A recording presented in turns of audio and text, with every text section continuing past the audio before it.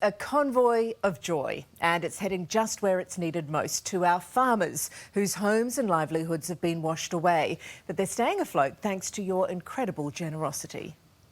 It's devastating. Absolutely devastating. Just watching my life. I just ran. It was like a tidal wave. I've got to get out. They're trapped. The sooner we're out of here, the better. Alice? It was just so scary. It was just so loud, like it was just roared.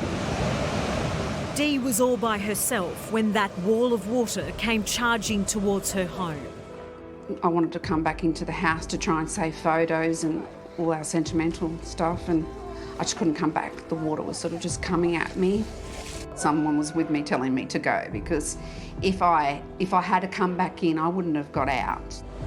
The mother of 5 reversed her ute to higher ground, where she watched everything she owned wash away. Just 20 years of hard work go away. Being a farmer, it's not just a house, it was everything around a house. You know, I was watching stock float past. Cattle hitting the house and logs. Logs, like a log just smashing into my home. It was just pure devastation. I'm sorry, I couldn't save anything. I could only save my life. 4 long hours stranded, not knowing when help would arrive. It's where you're supposed to feel safe, isn't it? Yeah. Sorry. I miss it, but I'm lucky to be here, yeah. How long have you called this place home?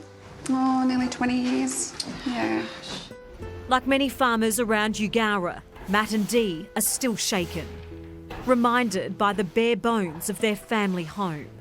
Tough game, the old farmer game. But anyway. You're used to your setbacks, but this is a big one.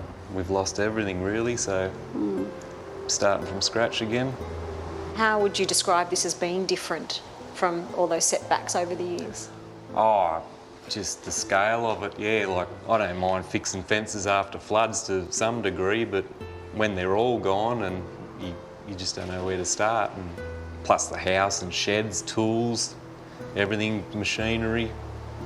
Yeah, it's massive. They couldn't contact each other, separated by the raging floodwaters. My phone kept dropping in and out of service and kept on going flat. Just kept ringing, and yeah, every time I think back on that, yeah, it's no good.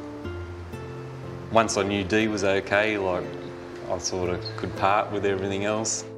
They not only lost their home, but their livelihood too. So this was the shed? Yep, there's a hay shed here.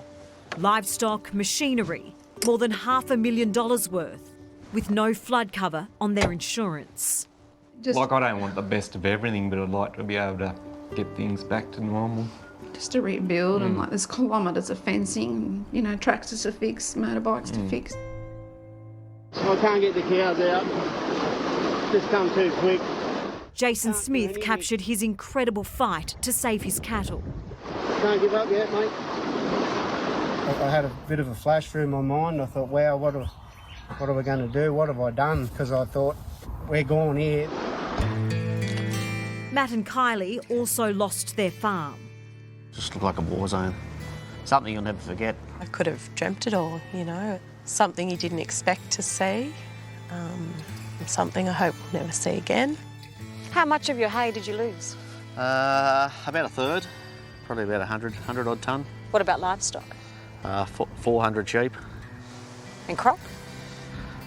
Virtually all our crop, yeah. 500 or 600 acres of crop.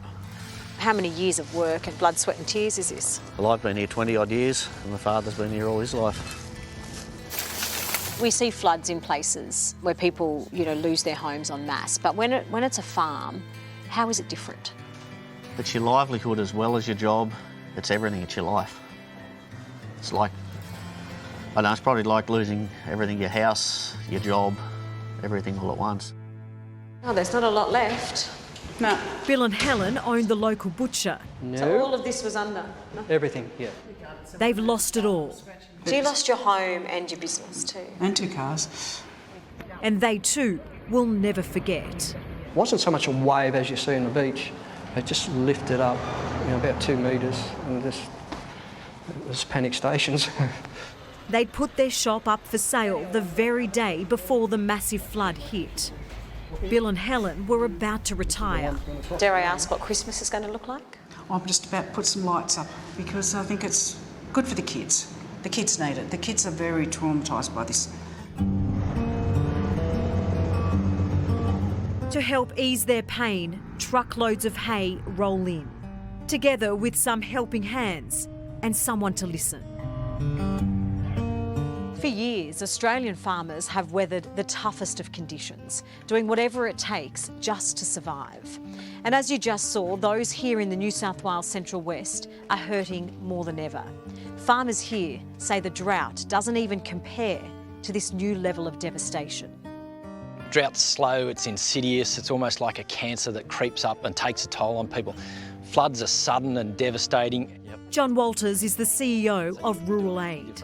We do know that it's cost something like $5.5 billion in terms of insured losses, so it's a catastrophic event. This is the perfect gift for our farmers this Christmas. Kieran and Nikki drove in from Forbes. It's essential to sort of keep things running over the next couple of weeks for us. Our entire place was inundated with water, basically. Alan travelled from Condobolin. Very much appreciated by the people who were coming here. There's no feed at all, and the property is totally bare because of the floods. So you might want to talk to me today, and then you might want to talk to me for 3 months, but you can always pick the phone up. 60-year-old Glenda is a counsellor for Rural Aid. Just a little glimpse of joy for them. They deserve it, don't they? Oh, we wouldn't eat dinner on our table if we didn't have these guys. She spends her days by the side of a struggling farmer. We can just go out to farm, go up the shearing shed with them, sit, have a bit of a chat, sit on the side of the dam with them, and eventually they open up. Glenda has saved so many from the brink. If I can help one farmer before they get to that stage, just check in, then I know I've done my job. We can all help by buying a bale. For so many people, their mindset has moved on in the cities and around the country. Don't forget us. Think about us at Christmas when you're having your own celebration, and if you can help our Christmas be a little bit better, then make a donation to Rural Aid to do that. A whole lot of love that's certainly not lost on these farming families. It's great to see that people care. The generosity of people is unbelievable. Oh, it all helps for sure, yeah, because we've lost a lot. But anyway, it's all right. We're lucky to be here and we're blessed to have our lives. And Rural Aid doesn't just help out with hay deliveries, it also fixes fencing and offers a range of other services. So if you can spare a few dollars to help out, the details are on our website.